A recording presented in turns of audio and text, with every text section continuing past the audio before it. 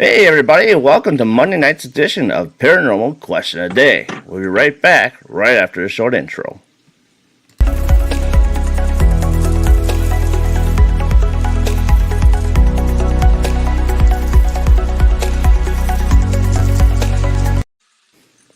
And we are back. So I hope everybody had a good, relaxing Monday. Rebecca, how about you? Did you have a good Monday? Yeah, I did have a pretty good Monday. That's good. How about you, Taryn? Did you have a good Monday? Negative. Oh boy. Negative. But hopefully it'll get better here. There you go. And I'm recovering from a paranormal hangover. Those are always fun. So with that, I thank you all for joining us tonight. And so we have Miss Rebecca Williamson from Cambre House and Farm in Nauvoo, Illinois. Welcome to the show. Hi, thanks for having me on. Welcome. Absolutely.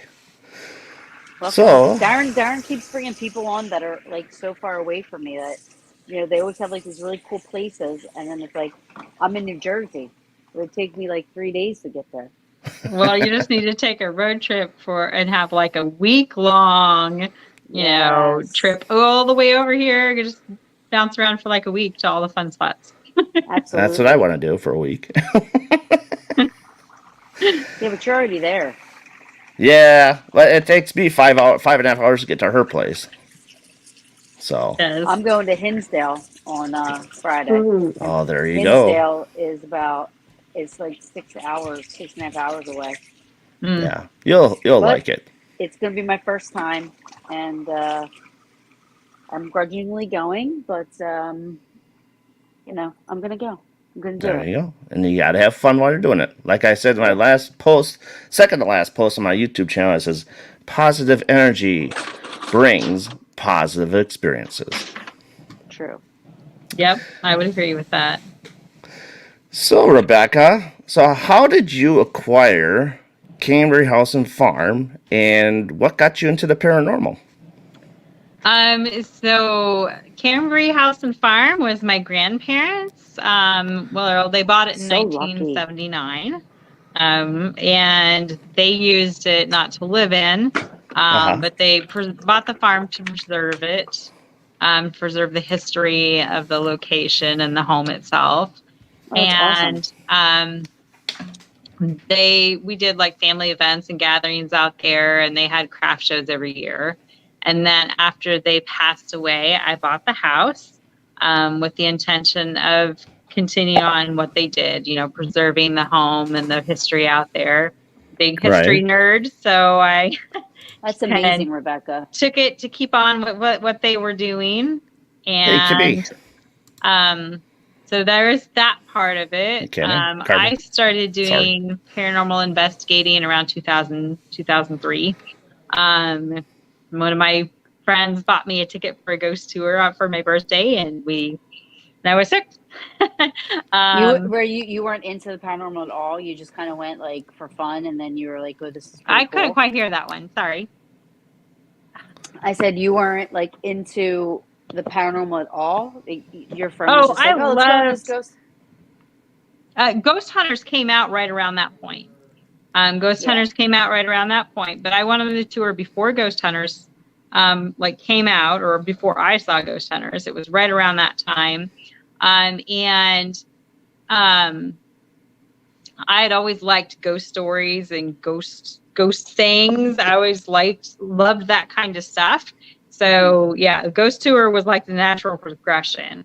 I bought the farm in 2016 is when I bought the farm. And then realized it was haunted. It was like one of those things that had been in my family for so long that I didn't really consider it to be haunted until after I bought it and then spent the night out there. Did anybody in your family prior ever say anything ever happened, or they ever felt anything? Well, yeah, there had been some things that had happened prior, but they were never, it's just an old house. Stuff like that happens in an old house.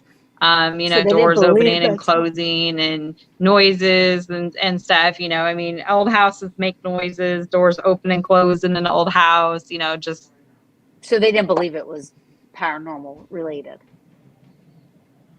Or they didn't want to admit it.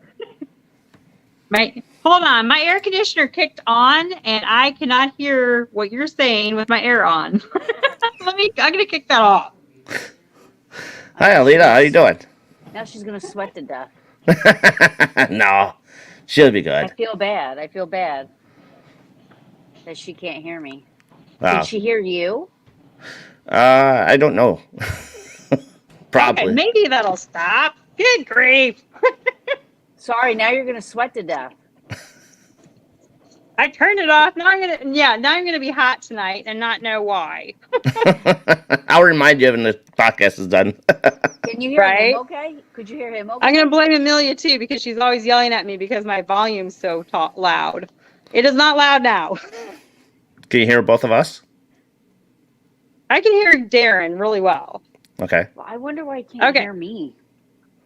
Do you have your mic on? Or a mic close to you? Well, is this better? Test 1 2 1 2 on Taryn's end. Yeah. Can you hear me? Yes. Kind of. Let me see if I can adjust some sort of setting on here. Yeah, but if you could hear Darren and I can hear Darren really well. I can hear you, just not as loud. I wonder if it's because I have earbuds on.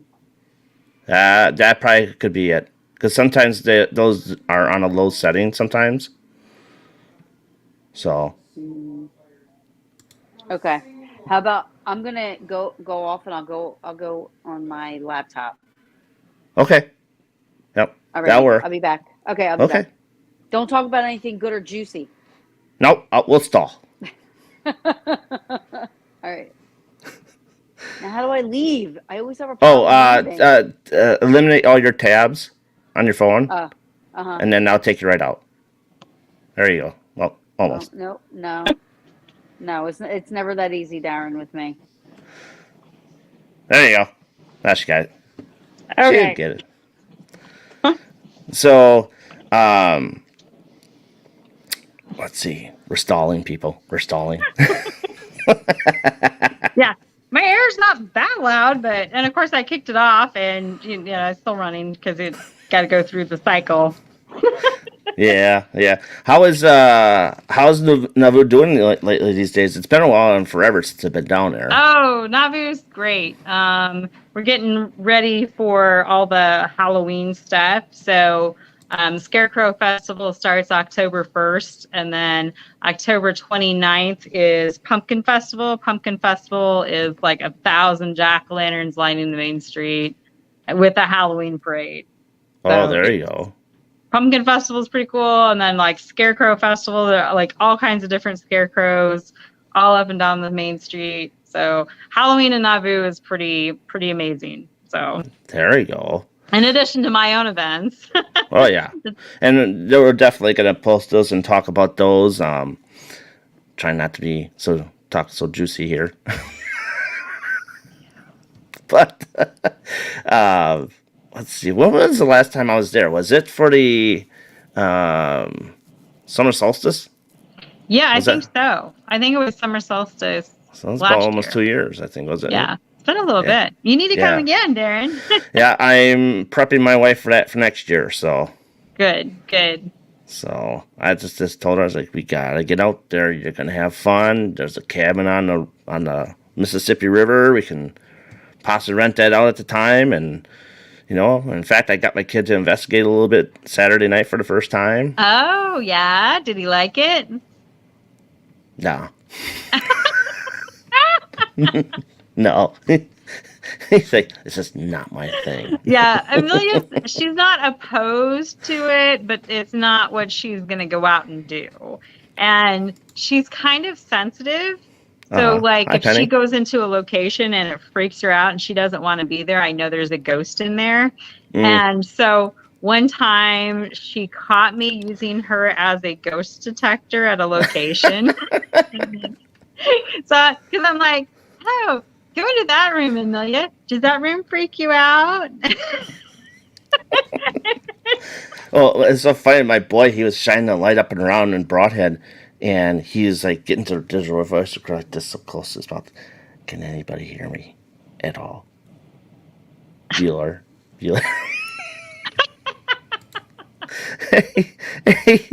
He's like, Dad, I don't think they like me. I'm like, you're 13. There's, kid spirits here. Yes, they're going to like you. Yeah, she says, are you using me to look for ghosts? I'm like, maybe. Yeah. I mean, kids draw in kid spirits, and little they not know is, yes, we do use you as she's like, even when we first got Cambre, she was totally freaked out about being in all those bedrooms and stuff. Mm-hmm. And those are the rooms that we have like the most activity in. And so now, like, any room that she goes in and she gets freaked out and like, runs right back out of, it doesn't want to be in, or she's uncomfortable in, it's like, oh, well, that's the one that's haunted. So I'm going to go in there, Amelia. Does that room freak you out? Hey, you want to take a gadget with you? Just see if you can work it, Okay, that room freaks you out. I'm gonna go in there with my equipment. So yeah. She's like, you're using me to look for ghosts. You're using me as a piece of paranormal equipment. I'm like, nah, not at all. You're working. It's working for me. Oh, that's funny. That is so funny. We are so bad we use our children. I know. Hey, Chad, welcome to the chat. Hey, Chad. I think this is the first time Chad has gotten into my chat. It's Chad. It's about time, sir. Glad to see you here. Hope everything's all going good with you. So, and we did see Kimmy earlier.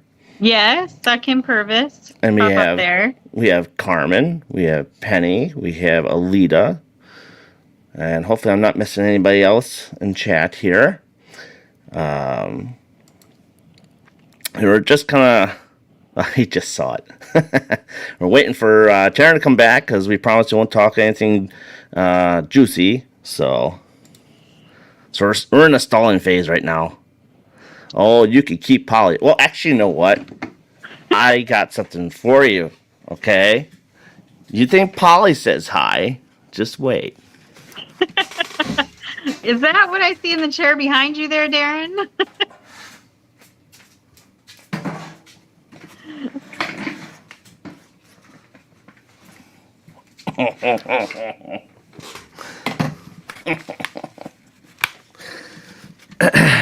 Say hello to Felix.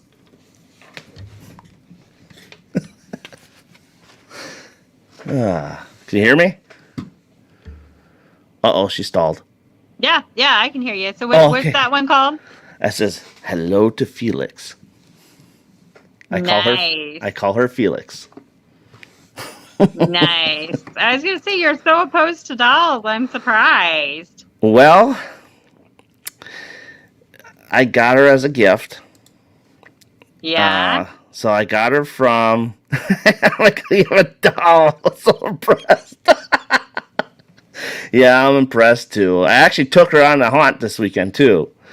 But anyhow, yes, her name is Felix. I got her from Kat Armstrong from Paranormal Exposures. So... Oh, I picked up Annabelle. Oh, my God. But other than that, yeah, that's who I got right now. That's what I got. And, of course, my cat came down again. Of course. My big fat cat. Aaliyah says, hey, Felix. I haven't got anything out of her yet, though. I really didn't actually get her to take her down to any of the rooms because I was so overwhelmed with all the areas. And it was just... that sounded like a really huge location.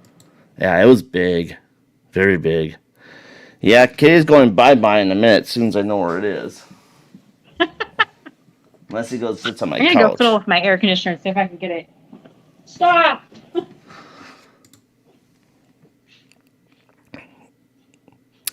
Hey, how you doing? Welcome to the show. As long as you don't sleep with her. No, I don't think so. I would punt that before I would sleep with that thing. I finally got it off. Ugh. Not normally that loud, but Keller is saying, as long as you're not sleeping with that in bed. I says, no. I said, I would punt that thing before I would sleep with that. So, there he is. I'll get rid of him in a second here.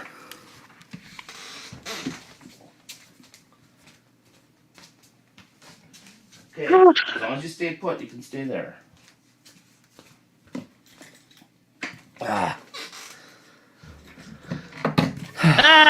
this is how it works. This is how it works. Sorry, he actually grabbed some bench over there, so maybe he'll stay put. Yeah. Normally, my cat is like right here too. I mean, he like jumps up in front and. Yeah. Oh yeah. Sleep with it. No.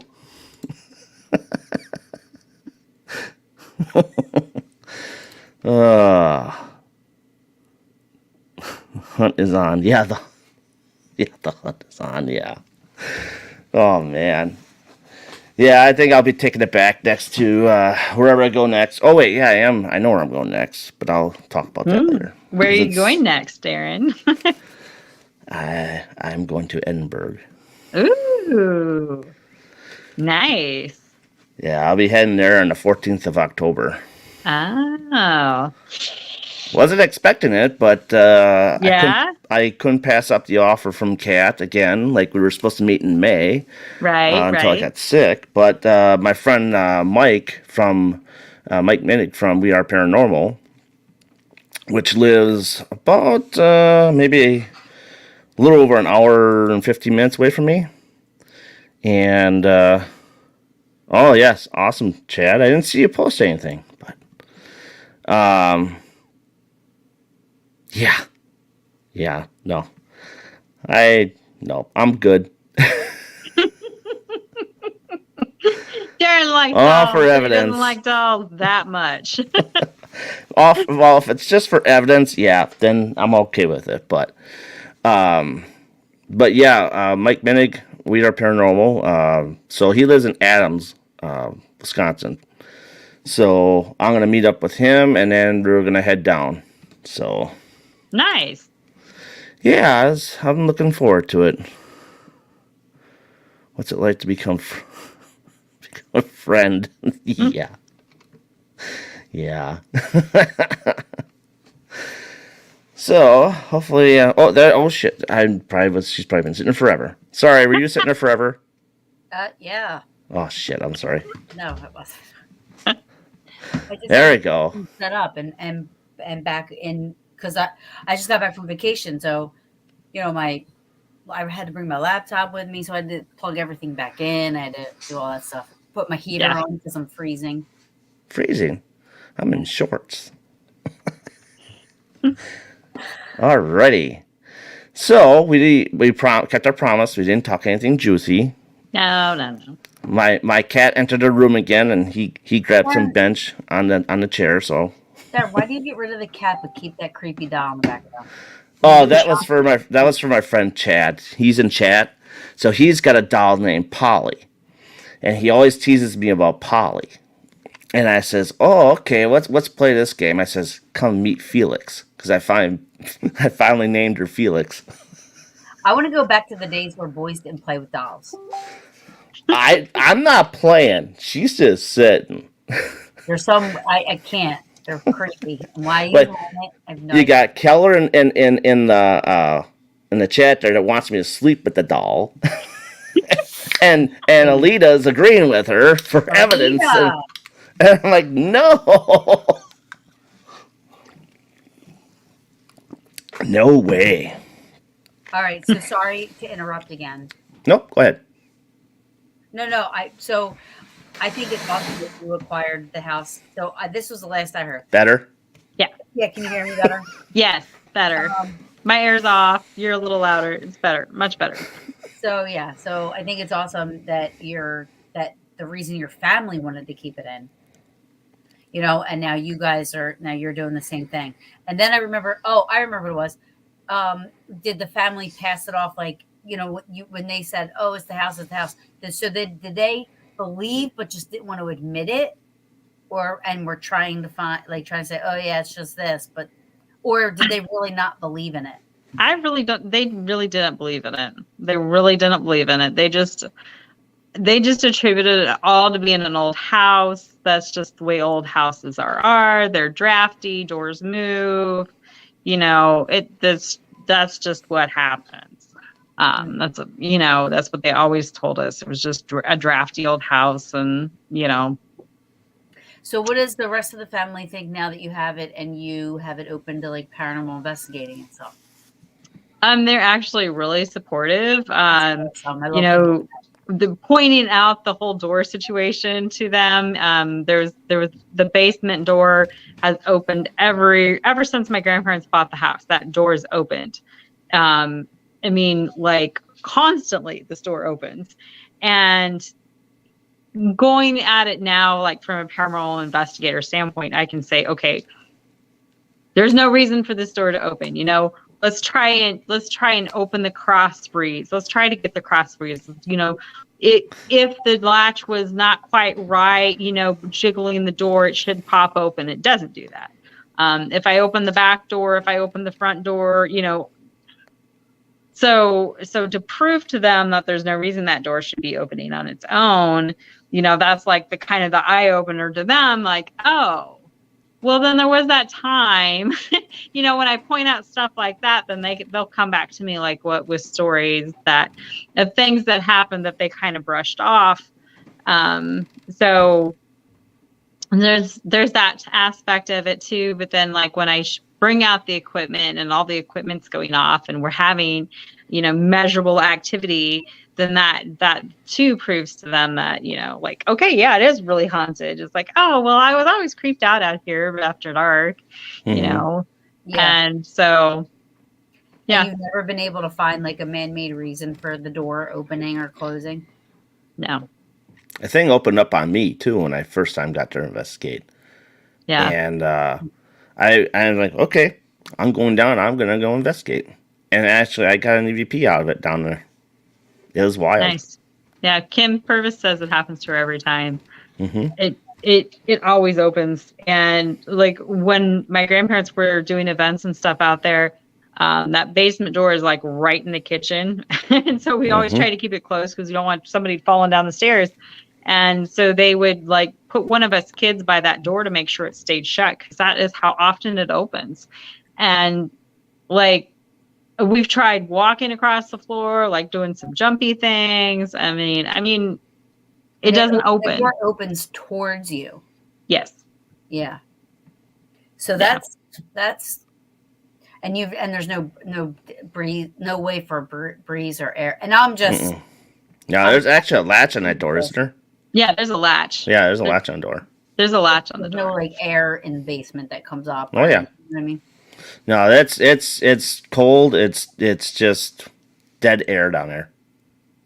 There's no breeze whatsoever. It's just dead air. So now, like I said, your grandparents, can I ask a personal question? Like, did they pass away in the home? Did they pass away? No, they didn't pass away in the home. But we have had activity at the farm that I have attributed to my grandparents. Absolutely. I would say they are there only because of the passion they had for the house. Absolutely. They were very passionate about the house and everything out there. My grandfather is more interactive than my grandmother. My grandmother, sometimes there'll be like a scent. There's a scent out there occasionally that I know is my grandmother. But my grandfather has been interactive periodically, off and on. When he had something to say, and he's kind of a chatty guy, then he'll be interactive out there. Yeah, I mean, I like, it's not often that I really believe like people. I mean, I do believe people can be attached to a home or something like that. You know what I mean? But it's only it's only like, I feel like passion is what is a really big thing to have in the living sense, to be able to stay connected with something if you crossed over. Right. So to have a passion that they had, it was a selfless passion. they did this for the house. So that's how much they loved it. So for me, that just I would feel that they would still be there. It's just like, I'm not even, not to bring this up, but the Eisenhower farmhouse, when you walk in Gettysburg, when you walk through Dwight Ike and Mamie's house. Yeah. Okay? I feel them there. But they loved that house. They loved that town. They retired there. Like, their passion was there. Yeah. You can just feel that lingering, Yeah. Like, when I first bought the farm and took over running it, my grandfather was like super active. Like, a lot of the activity we got was my grandfather. And I really think he was just so happy and watchful. Like, what are you doing? He was happy that you were taking care of the place.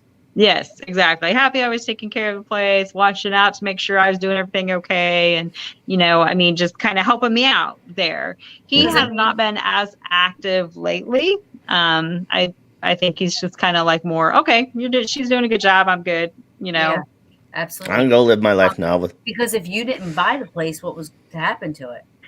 They were going to sell it. And we had a realtor that came out and said, well, this house probably needs to be totally gutted and completely remodeled. And, the windows are all the original hand blown glass from the 1860s, and all the plaster walls and stuff. They're like, oh, all these plaster walls are going to have to be knocked down. All the windows need to be replaced. And it's like, okay, no. That's when I was just like, no, I'm not going to let that happen. That's good. See, and I bet you he was happy about that. Yeah, I'm sure he was. I know he was. Right. You want to explain a little bit about the field and the property? Because you got a lot of components. Yeah, I do. I do have a lot of things. So the house is extremely active between my grandparents and the Cambre family who built the home. And then outside, I have about 30 acres. There's a natural mineral spring on the property. I'm right on the Mississippi River, so we've got all that water there too. And then I'm on top of the limestone bluff. And I have 2 Indian mounds that in the 1820s, all the artifacts were taken out and sold on the black market. So outside is a ton of Native American activity. It just feels like you're being watched, shadow figures in the trees and that kind of thing. It's a very protective energy out there. They're very protective of the land and the property. And so, outside is definitely active as well as the inside. It sounds like the Hinsdale house. It's quite comparable. Yeah. Yeah. I mean, as far as like hearing it sounds similar, whereas, I mean, a lot of people I know say the outside is worse than the inside, but. Well, you got the puck wedgies to look for. I don't have puck wedgies. I don't, or at least not that I know of, but. Those ankle biters. I call them ankle biters, but Cynthia says no. But I mean, I'm surprised that they're not more because of all their stuff being taken. But I mean, they're quite active outside, though. They're quite active when they investigate outside. You host events outside for investigating, correct? Yeah, I do. We typically, we start in the house and then it's like, okay, go explore outside. Or when I'm doing like the guided tours, we start out in the barn and walk to the house after dark. The walk between my barn and the house is like, will make a believer out of people. Darren's done that before, haven't you, Darren? Yeah. It's wild. I mean, at one point there was snow on the ground, and your son was at the house by himself. Oh yeah, he was out at the farm by itself. It started to snow, And of course, being the mom I am, I'm like, go outside and take some pictures of the house in the snow for me because it's really pretty. It's like one of those big, fat, fluffy flake snows. And so he walked out to the car, turned around, snapped his pictures, comes back in, turns around to go back to the house and sees a person standing at the corner of the house. So like not 20 foot away from him, he sees a person. And he thinks it's a trespasser, somebody who's come on the property who's not supposed to be there. And the person looks at him. He looks at the person. The guy just jets around the side of the house. And so my son goes inside to get a flashlight, kind of giving the guy some time to get off the property on his own before he goes to chase him off, you know? So he comes back out of the house with the flashlight, goes around to the corner of the house because he's like, I'll just track him in the snow. There's snow on the ground, fresh layer of snow, you know? So he goes over there to look for the footprints. Nothing. Fresh, unbroken layer of snow around the whole house. That's pretty cool. Yeah. That's wild shit. Oh, yeah.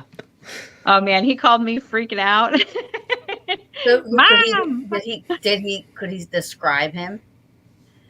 No, it was enough to know that it was a male. He just caught a quick glimpse of him in the dark, so he didn't really. I know, that's what I asked him to. I'm like, what do you look like? Yeah. Kim must have heard me because I said, have you made any offerings? She said, I carry a lot of tobacco with me when I go to the barn for offerings, which is awesome because taking stuff like that, I can't. I would never do it. If I found it, I'd be like, I'm leaving it right there. Yeah. As much as I would want to, you know, but I would leave it. Mm-hmm. Yeah. Juju. I haven't actually left an offering because I don't smoke, but. Yeah, but you don't well, I have a great big bag of loose tobacco out at the farm. So if you would like to use that. Yeah, absolutely. Like, oh, my name's Darren. I come here, you know, to communicate. I don't come, you know, and here, you know, whatever. Let's talk. Yeah. What's up, you know? But yeah, no, I have that bag of tobacco out there just because, you know, that so few people smoke anymore that not everybody has tobacco with them or thinks to bring tobacco. So like I keep Does anybody use pot? I don't know. It's possible. It's legal in Illinois, so yeah, it is actually. Yeah, it's legal in Jersey too. I don't know. I was just curious. I mean, do they notice the difference if you bring that versus tobacco? They like peyote? What's that? Didn't they smoke or eat peyote and stuff like that? I don't know. I don't know.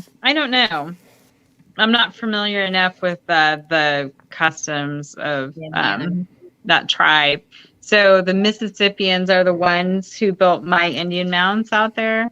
And they know that my mineral spring was considered to be sacred by the Sauk and the Fox tribes too. So the Mississippians were an earlier tribe, and then Sauk and Fox came later on. That's pretty cool. Oh, that's what I wanted to ask you.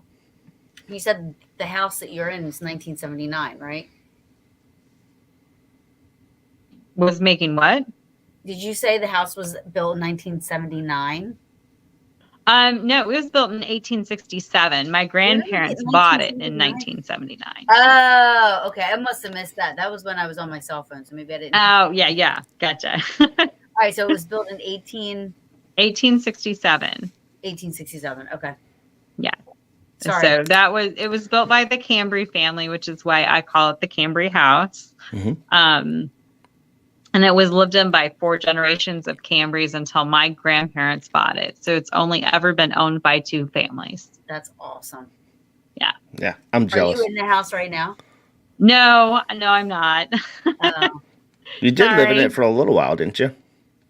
Huh? You did live in it for a little while, right? Oh, I lived close to it. I lived on the property for a little while. So, yeah. Okay. Yeah, so, you just got done building apartments, correct? Mm-hmm. Yeah. Yep. Yeah.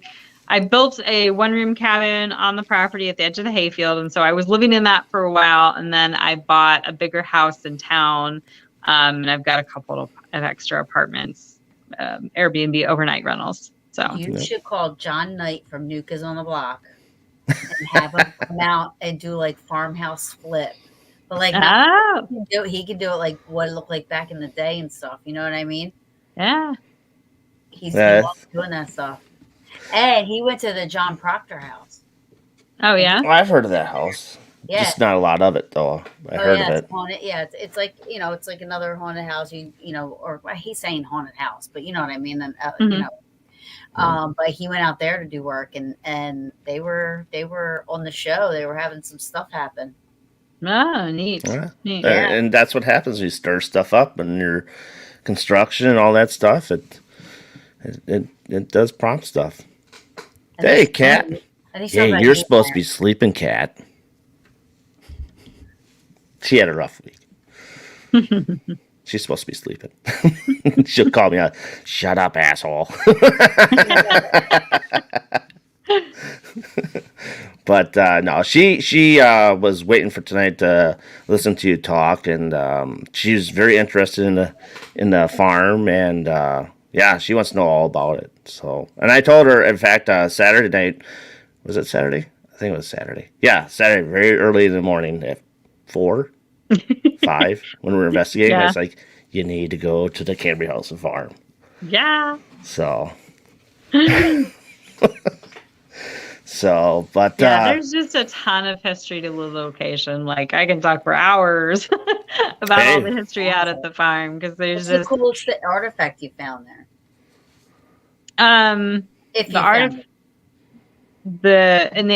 That was in the 1820s, so I don't know exactly what all they dug up out of those Indian mounds, but everything, all the bones, everything was taken out and sold.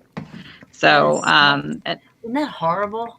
It is to think that that's just, such lack of respect.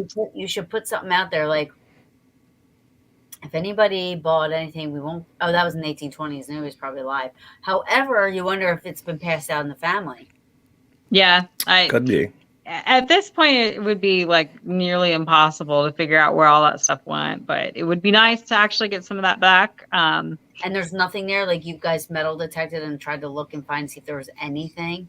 We haven't really metal detected out there on that spot. I had the local Indian Council come out and verify that they were actually Indian mounds. So I have 2, possibly 3 in that spot. And they did a blessing ceremony for me, which was wonderful. That's awesome. Yeah.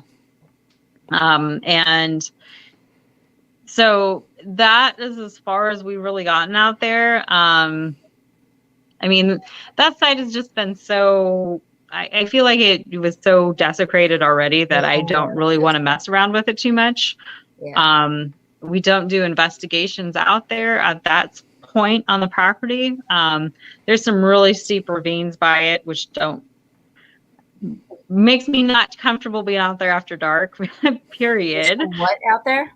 Ravines. Like, I mean, it's like a straight drop off, like 100-foot down drop off. Oh shit! No, no, thank you. Either.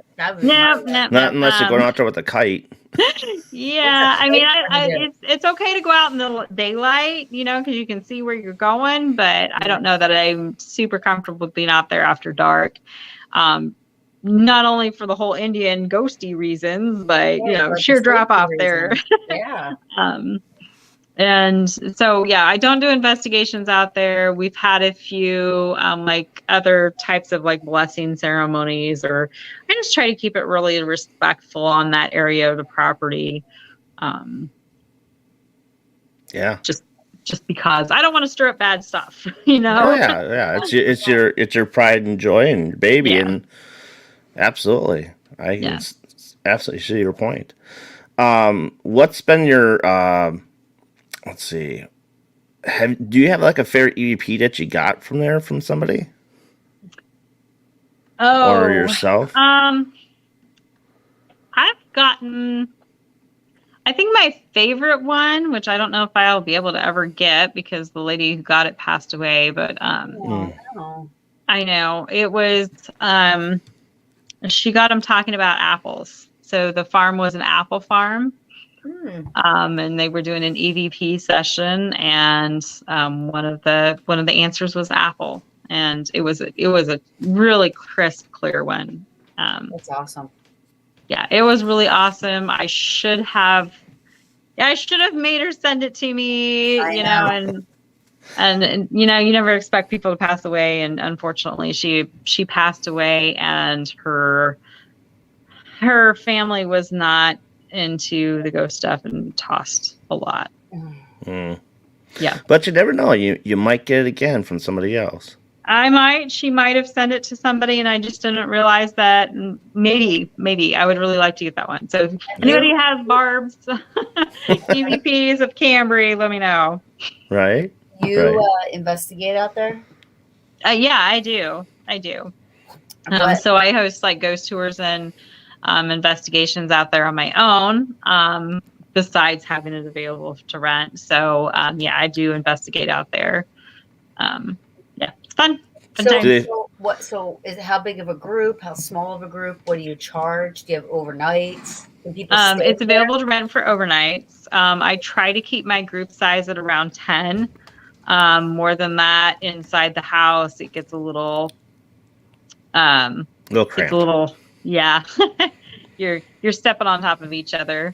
Overnights, like I said, you can have as many as you want. I try, like I said, 10 is usually what I tell people.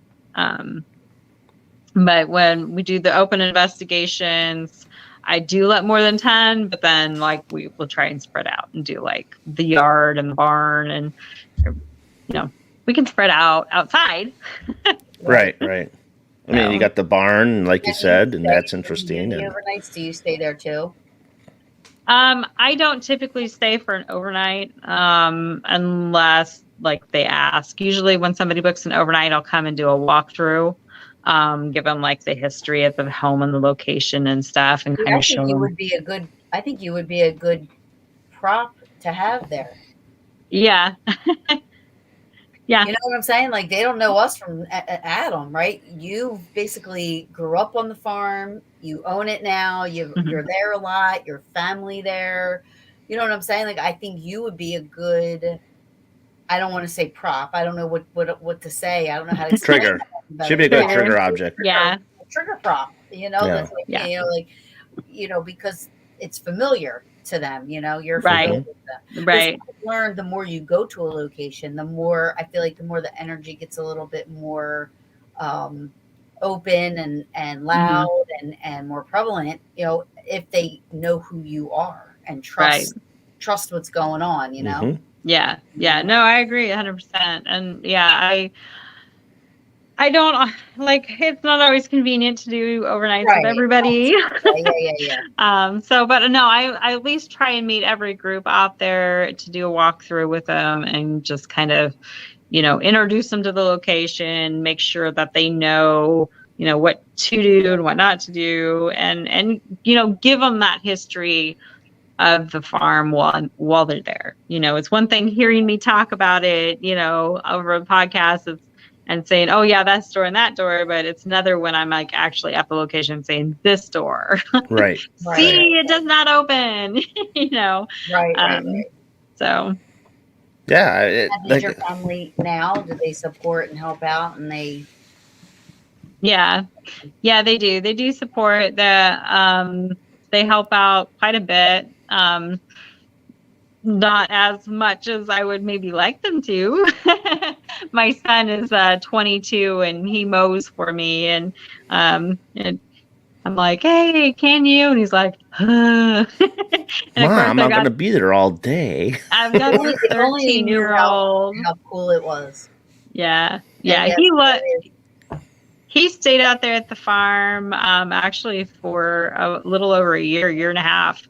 He lived out at the farm and helped me take care of it. So he still loves going out there, but yeah, coming out to mow all the time is a little much for him. But my whole family will help me take care of stuff. My mom and dad come out a lot to help, and my aunts and my uncles and my kids, and everybody's grown up there. It's like it's everybody's house. It is. When I bought it and was like trying to figure out what to do with it, I had cousins that had gotten married out there, and so I just said, well, if I've had a couple weddings, we can do a few more. And so I opened it up as a wedding venue, and it's still available to rent for weddings. And then that's cool. Yeah. So then we finally dawned on me that it was haunted, like, oh wait. so then if I ever get married, I'm going to get married on October 31st at your place. Yes. Be like a real haunted wedding. Exactly. Full moon and everything. Get married, go ghost hunting. I think it's the perfect event. Yeah, and then you get the cabin by the lake there, or by the river. Yeah. That's a cool cabin. Yeah, my property extends all the way to the river, and on the river, it's this little cabin with little beach, and that's one of my favorite spots. That's haunted too, isn't it? The cabin. Yeah, maybe. I don't get as many stories out there. And honestly, we don't really investigate much down there. But I know Holly's mentioned something that it's there's stuff there. Yeah, I wouldn't be too surprised. It's the land itself. Yeah, it sounds. Yeah, the land out there is just. There's so much limestone there that and there's a feeling of peace on that property that every single person who comes out there, no matter what they're there for, at some point they just kind of go, it's so peaceful here. And you just kind of, I'm to the point now where I just kind of wait for it. I'm like, yeah. You melt. You just melt out there. Yeah. Yeah. It's very peaceful location. There's just something out there that is peaceful and relaxing. That's hard to describe until you actually go out there and feel it. Yeah. I mean, I know the feel. I mean, I get that feeling with Gettysburg, so I know that feeling. I understand it. You know what I mean? Yeah. And you've got to have. I mean, I love that it's such a passion-driven location. That's the other thing. It's so passionate-driven. I mean, even if you look back with the Indians, they were so passionate about their land. You know what I mean? So the whole time of its existence, it's been based on passion after passion after passion of the people that have been there. Mm-hmm. Including yourself. I know I've said it before, but I can't stress it enough that it's a fantastic location. And the Cambre family themselves, they loved the property. The nephew of the grandson of the Cambre family that sold it,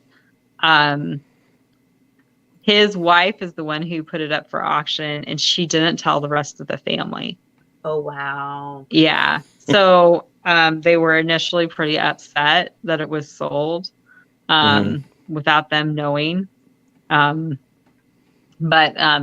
once they found out what my grandparents were doing with the property, they really like what's been done. I hosted a Cambre family reunion out there last summer, and they just one of the guys who had been there when the Cambre family owned it had said that what it looks like now is the potential it had to become when they owned it. Because my grandparents put in so much work on, the grounds themselves and, sprucing up the outside of the house. When they got it, it wasn't even really, all the paint had worn off, so it wasn't painted. They hadn't mowed the backyard in probably 10 years. The front yard was so overgrown that they found a split rail fence. Like if you see some of the Cambre pictures, there's like a big split rail fence that I take a lot of pictures of. That was so overgrown with brush, you didn't even know it was there. When they went to that auction, no one even realized it was a river location because it was so overgrown. So, like I said, my grandparents put a ton of work, and now, I mean, like I said, the Cambre family, they're just tickled pink with what we've done with it out there. That's and awesome. How nice everything looks, and that I'm preserving their family history, that this is available for them to come and see now. And, you know, it's really cool. It sounds cool. I wish I wasn't. I'm looking up right now. I'm not being rude. First of all, I'm looking up. I'm getting the website. I'm getting the website for that. I sent her the webpage. Yes. So what kind of, while she's looking it up, what events do you hold out there throughout the seasons and stuff next to the weddings? So we're getting ready for my busy season. October is my month for big stuff. I've got ghost tours October 7th and 8th. Those are what I call a guided ghost tour. It's a 2-hour tour, history of the location. I kind of give you like ghost hunting 101, explain how to use equipment, what we're looking for with the equipment. And then you get to go in the house and investigate. With the paranormal team and their equipment. So Chad's in the chat room. He comes over and tag teams with me there to kind of help me out. I give history and, you know, what's a ghost? And Chad takes them inside to investigate. That's October 7th and 8th. Chad is from Augusta Paranormal, just for those who wants to know. And then October 14th and 15th, I've got a haunted comedy weekend. Oh, that sounds fun. Yeah, it's going to be a lot of fun. We're going to investigate Cambre Friday night. Saturday, I have Karen Rontowski and Ryan Singer. So Karen is on Paranormal Karen. Ryan Singer's podcast is Me and Paranormal You. They're both stand-up comedians. Ryan Singer's been on Bob and Tom, and Karen plays at Zany's in Chicago.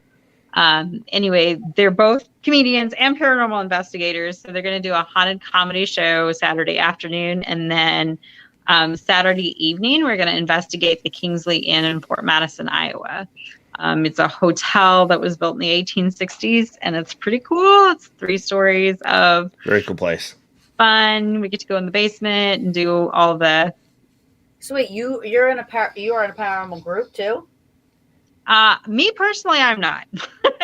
She investigates with Chad a lot. Paranormal groups. Oh, gotcha. Yep, she'll come up where I investigate and stuff like that, but most of the time she's with Chad. I tag along with some teams. They like me. That's what I do. Yeah, I'm an independent investigator. However, I have my paranormal peaches that we do a lot of stuff together. Yeah. And then I do tag along. I get invited to places and stuff like that. And then I'll just go out and I'll tag along with some groups or stuff like that. Yep. Same. I'm kind of do my own thing. I was going to go investigate with Kat, and that I can't remember what happened that weekend. There was something going on. That was for, we were going to go to Edinburgh. Yes. Sorry. Kat, Edinburgh.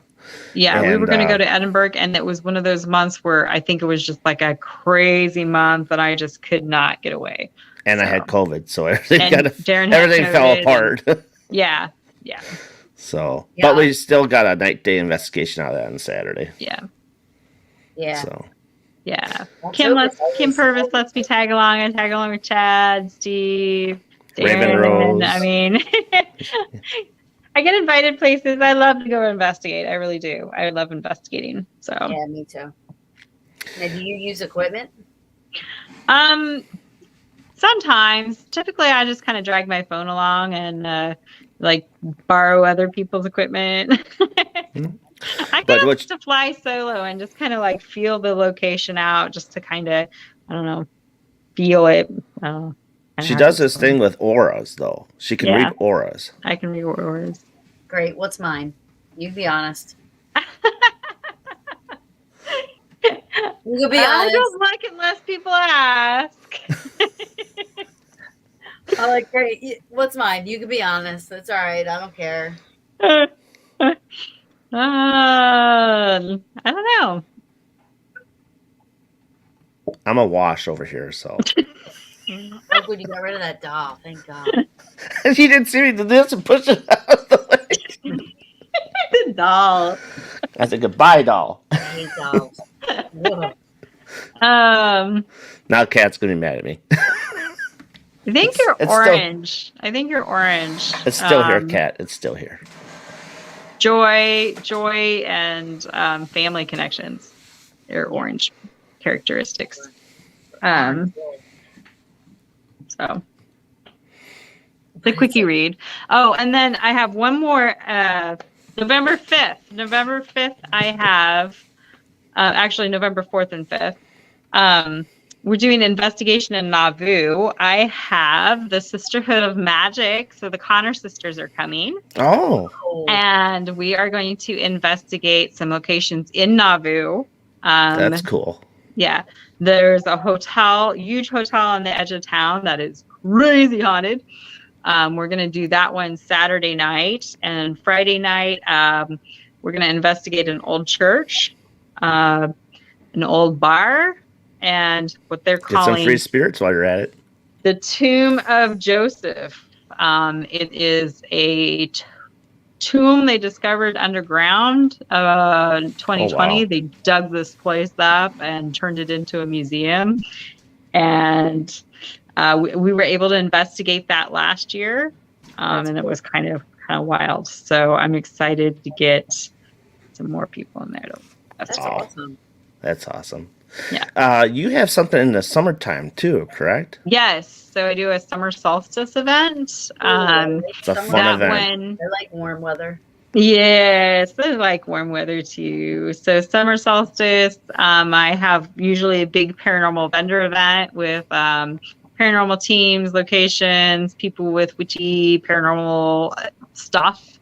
Vendor event during the day, and then that night everybody breaks down and we do a big open investigation where I just turn everybody loose. And I think we had like 4 teams there last time. You know, fun. Yeah, it's a lot of fun. We have a lot of fun with it. And you do that out at the farm, right? At the farm, yes. Yep. Yeah, she has everything out right in front of the house, and because it's got a big open spot in front of the house. Mm-hmm. So, and then she has a tent in the back where you have host interviews, correct? Yeah, or speeches. Some speakers. Speakers, yeah. That's awesome. So, that's a great time. And if you catch Chris Nielsen when he's there, he'll be in his. What does he normally come in with that and those? His. He usually wears the kilt, runs around barefoot, drums, does a lot of drumming while he's out there. Chris usually leads a drum circle for us, which out there is like crazy when he's doing the drum circle. A lot of times we'll hear drumming from another location. Like Chris is over there drumming and he's hitting this one beat, and then another drum from cool. Who knows where or what, I don't know. Yeah. Will join in with a different rhythm, different beat. See, that's a positive provoking, and provoking doesn't always have to be bad. You know, right. The word provoke has become such a taboo word, but I mean, it's just the way how you do it, and you do it correctly. And you do it respectfully. You know, you're not doing it, you know, to be a dick. Exactly. It's a positive experience. Positive drum circle just kind of calls energy in, you know, just kind of lets them know that we're out there to communicate in a positive way. Yes. But yeah, we've had some really good results from doing the drum circle, and we've done that. Chris has been kind enough to do that for my summer solstice for the last few years. So yeah, it's always a good time. I learned that by watching Ghost Lab, the Kling brothers. They used to do that. Like they would go. So then I started doing that when I went up to Gettysburg. I would play like, you know, and there's a couple of times after I shut the music off, out in the distance, you would hear the snare drum. Yeah. You know? And that's kind of what happens at Cambre. I mean, a lot of people would say it would be the echo. Well, yeah, the echo would still be the same rhythm as the drum, though. And this is like a totally different rhythm. And it's different. It's really neat. So you've done a seance in there once before, correct? Yes, we've done a seance a few times. That was interesting. It was. We had Connor sisters, Holly and Dallas, with them. Mm-hmm. They've done the seance a couple times out there, and those were all wild. We had some pretty good activity with that. Again, positive, you know, I kind of view Cambre spirits as like my family. So, we try to treat them like family. You know, not going to call up grandma and say, tell me what you want to do, you know. Right. You know, hey, you know, how you doing? How are things? You know, what's going on? What can you tell me? Type thing. So I know some people think of seances and they think all kinds of crazy stuff. Yeah. And again, I'm pretty protective of Cambre and what we do out there. Mainly because, like I said, they are my family. So Absolutely. Do you allow scrying out there at all? I don't know if you do or not. Like scrying mirrors and stuff. I do. Again, pretty protective of my energy, but you know, I'm also not opposed to scrying and that kind of stuff. It just intent, you know.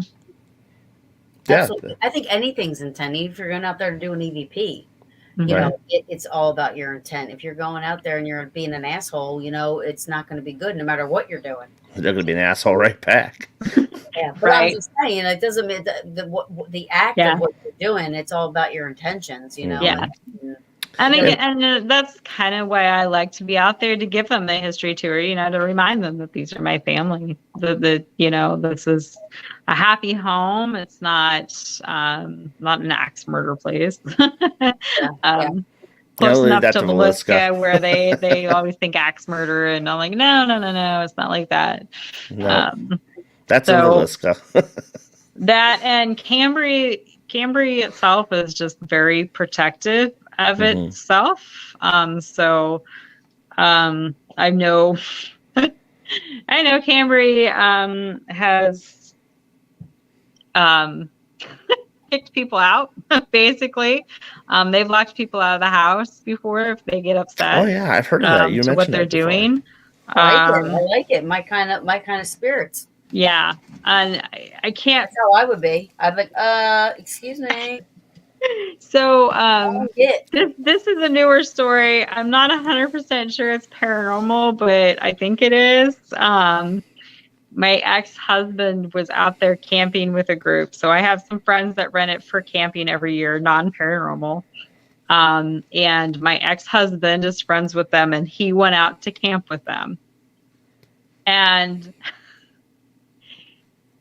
he woke up after spending the night. He walked over to the edge of the ravine to pee over the edge of the ravine and tripped on a vine, fell over the ravine, and broke 3 ribs. Oh, Jesus. I was say he broke something else. I was like, wait a minute. No, he broke 3 ribs. I don't know where you were going with that. I don't know where you were going with that. I think they shoved him over the edge because they did. There goes that tripod. Get rid of him. He went over my ravine. Shove him over the edge. I was like, wait a second. That'd teach you a lesson. Because I mean, he tripped over a vine. He tripped over a vine while he. I don't know. I'm not 100% sure that's paranormal. I like to imagine them shoving him over the edge.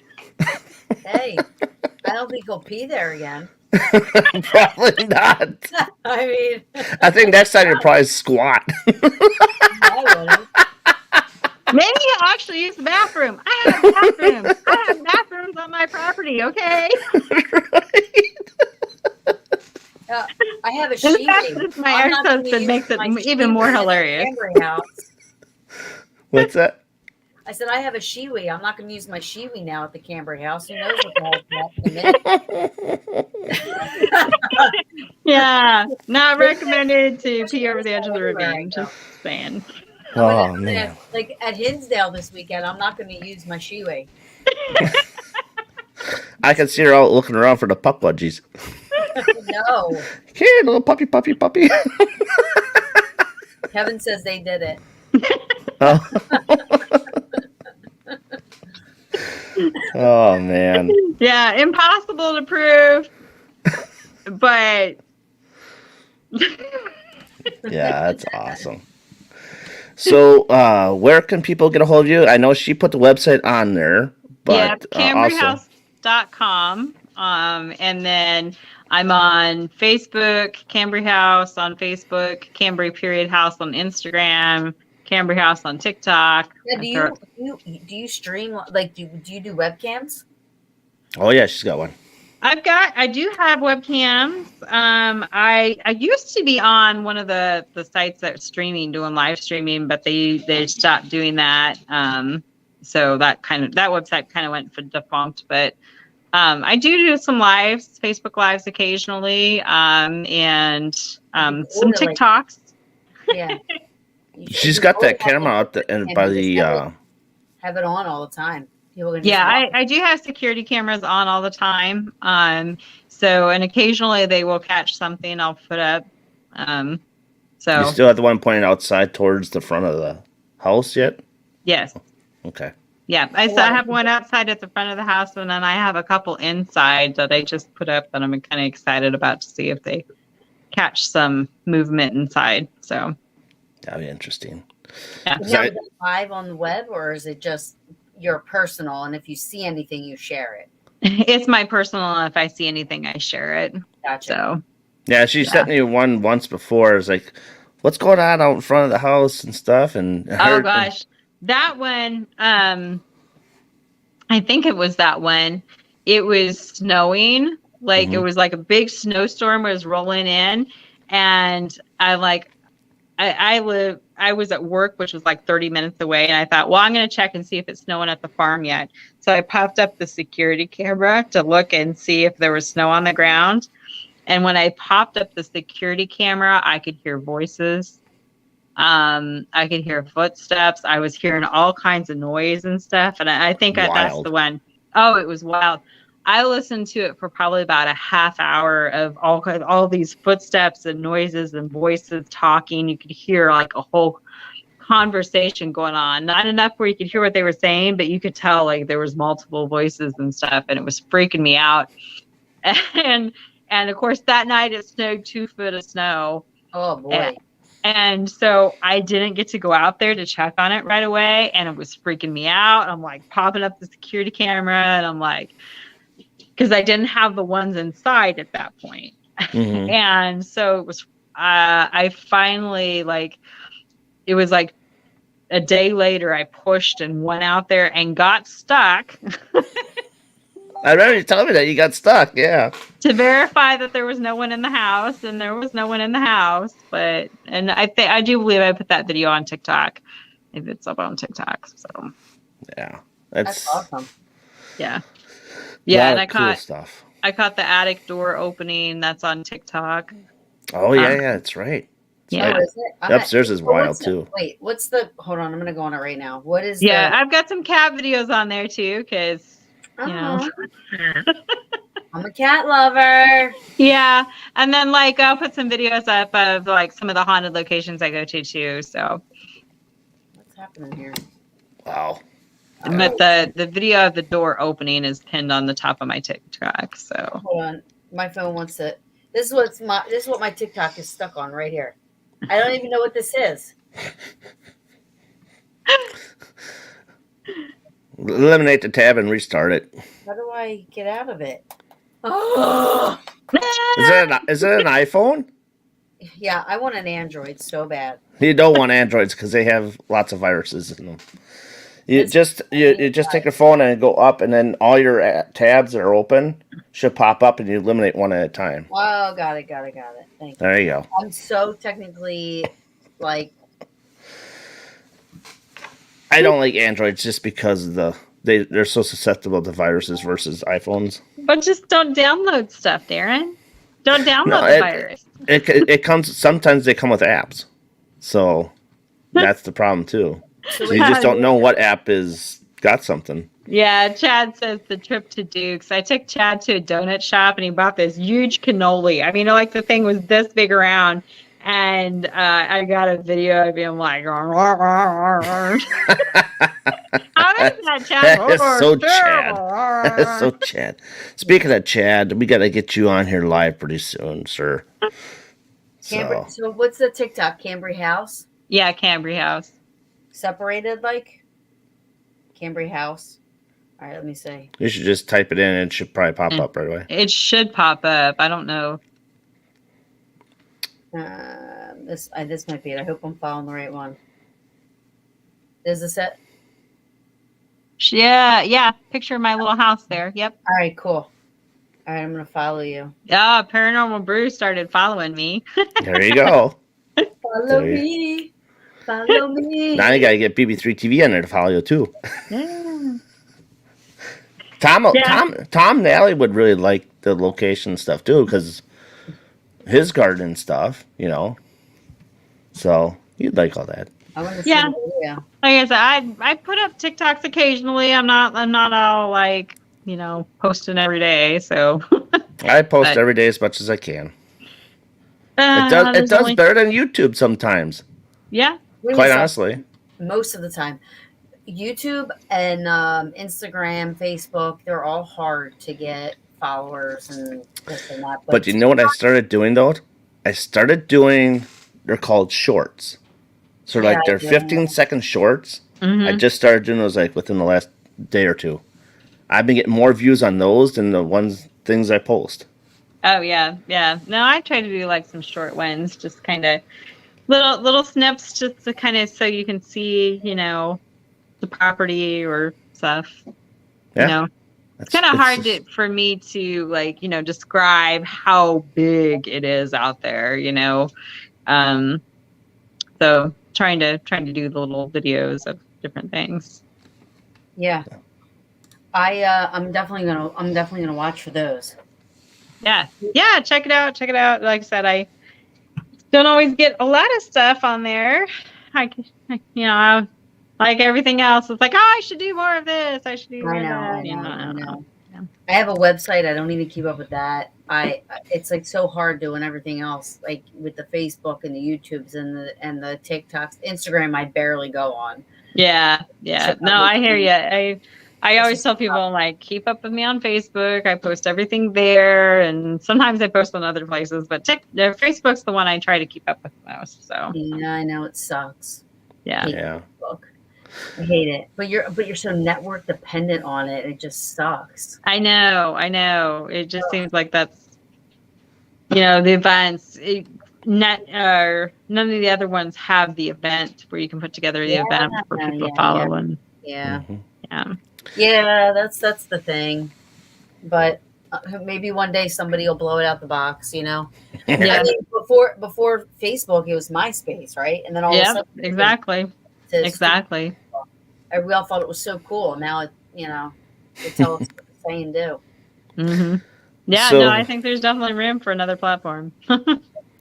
So what kind of advice do you want to hand out to a new and upcoming investigator that just like, hey, I want to try this, and what advice can I get from you to start out? I would say don't feel like you have to spend a lot of money. Don't feel like you have to buy the most expensive equipment and buy all kinds of crazy stuff. Like go on some of the public tours and see what equipment you like to use first. Mm-hmm. Pal around with a team, find, not everybody uses every piece of equipment. You don't have to have like huge trunks full of cases and cases of really expensive equipment to go investigating. You can just show up with your phone and have fun. I like to share. If someone wants to learn how to use something, here, I give them a piece of equipment. Check it out. See how you like it.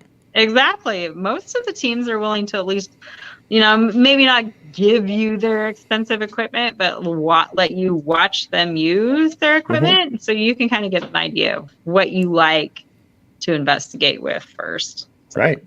And Kat Armstrong from Paranormal Exposures is a good example, because she has a whole slew of all her equipment on the table, and she's like, hey, you're coming with us, we're going to investigate, and here, you can use this and see how it works for you. If it doesn't work out for you, I got something else for you to look at and try. Yeah.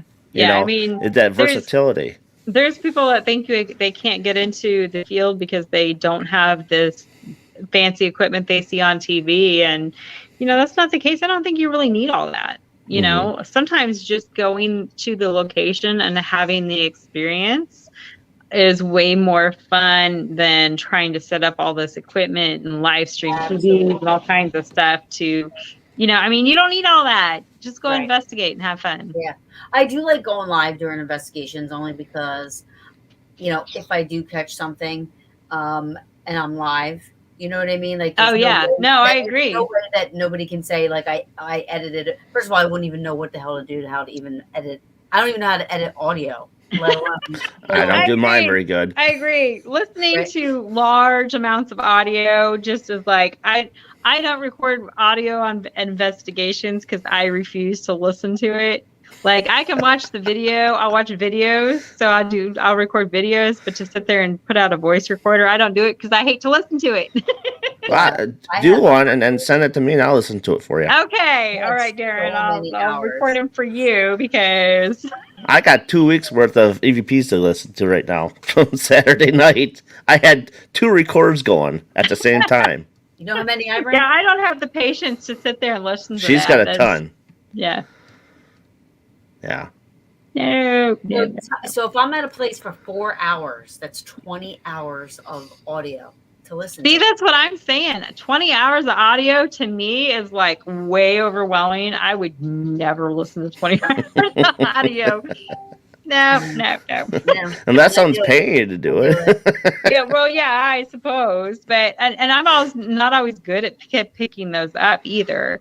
Yeah, you got to have trained ear for some of that stuff. Yeah, and I'm not always good at hearing it. So for me, I like to take like a lot of pictures, do a lot of videos because I will enjoy like watching my video. Because if I thought I saw something, I'm like, I can rewind the video and say, did I see that or not? Or what was that? It's like, oh, that was, or, oh, that might have really been something then. Yeah. When I was at Selma, I was live on Facebook and caught a whistle. Oh, nice. And nice. Everybody, people heard it on now. What's interesting about that is only 2 people that were actually in the building at like, everybody that was investigating was in the same room. There was only like 10 of us, so there wasn't that many. But stuff was happening, so everybody went there. You know what I mean? So everybody was like in the same place, and I was standing in the door jamb, and behind me you hear this whistle, and I was like, "Did somebody just?" And then at the same time, somebody inside the room across the way, said, "Did you just hear someone whistle?" I'm like, "Yeah, did you hear that?" And people on Facebook heard it, but only me and that one person heard it in the room. Yeah, that's nice. That's good catch. Right? Isn't that cool? Yeah. That's why That's very cool. That's why I love being live, because when stuff like that happens, how do you explain that? Yeah. She did a show of just nothing but EVPs one night, I think. I did, yeah. Yeah. Neat. Yep. Neat. I played. I had somebody ditch me on my show, so I was like, all right, I'll just play my favorite EVPs that I've ever gotten, and that was my show. But nice. Yeah, nice. And then another time I was totally not even investigating. It was when I was looking for a house, and all the houses start to run together when you're looking at houses. I mean, you don't remember what bathroom was at which house. So I was like, you know what? I'm just going to video us the walkthrough, so I remember which house goes with what. And of course, I see this like old Victorian for sale, and I'm like, let's go check it out. My boyfriend's not even into that kind of stuff. Yeah, too funny. And I was like totally in love. The wooden inlet floors, everything. Like it was just, it was gorgeous. Wooden, everything was wooden, and I walked through this one, and it didn't stop. The house was so huge. And I go through this one door. I open this one door to go up the steps, and as I'm walking up the steps, when I listen back, because I didn't hear it at the time, but when I listen back, you hear close the door. So then I called my realtor. I was like, yo, because the people they lived in Florida already. They were just trying to sell it. Yeah. I said, I'll pay them $200 to let me go back in there for the night and just let me investigate. I was like, I won't say where it's at because I know they're trying to sell their house and people could be weird about it. I said it'll be totally, whatever. My realtor never got back to me. He probably thinks I'm nuts. Oh man, that stinks. And I take it that's not the house your boyfriend wants to buy, huh? Yeah, we didn't get that house. No, we didn't. But that was pretty cool because that was, to me, was intelligent. And I think I watched that too when you're live. Yeah. Yeah. Like, you got turned around in the bathroom. She had to. That place. Yeah, it was like, close the door. And I'm like, oh. And being clairaudient and I didn't hear that, So I just kept going about my business because I didn't hear anything. And when I went back and listened, I was like, holy shit, that's just nice. That's not to me. So yeah, I do like going live during investigations and yeah. Do we have any questions in chat at all before we start to sign off here soon? I was going to add on to this. She said we started with recorders when we started. I still only use like I bring a camera, but the chances of getting an apparition photo or anything like that is like so slim. So I have it just to take pictures in case or whatever, but I have my recorders out. I just got an old school tri-field meter, which is one of my. I'm not an equipment person, so, and I also just got a little trigger prop that's a black kitty. So I'll try that. I'll see how that goes, but I'm not a big equipment person at all. Yeah, same. Recorders, yes, all about it. So this has been an awesome interview. Like always. Yes, thank you. So you want to, once again, let people know what's going on in October before we sign off, so that way they just get a friendly reminder. Yeah, so Guided Ghost Tours October 7th and 8th, Haunted Comedy Weekend October 14th and 15th, and then November 5th, which is right after Halloween, I've got the Sisterhood of Magic coming to do investigation Nauvoo. So awesome. Well, Rebecca, like I said, it's been a pleasure to have you on again, and I'll keep bringing you on for your events that are coming up, so that way people get out there and see your house and the farm and all that stuff, and just, hey, it's an awesome place. Get out there. Get out there. Thanks, Darren. Appreciate having me on and being able to talk about the farm. Absolutely. Great. So, it's that time again. She's Rebecca. And that's Taryn. And you have been watching the Paranormal Brew and the BB3 TV networks. And if you don't have Facebook, you can always join us on the MGS Paranormal YouTube channel. We're on at the same time. So, with that, I bid you adieu, and you all have a great night. So long, everybody.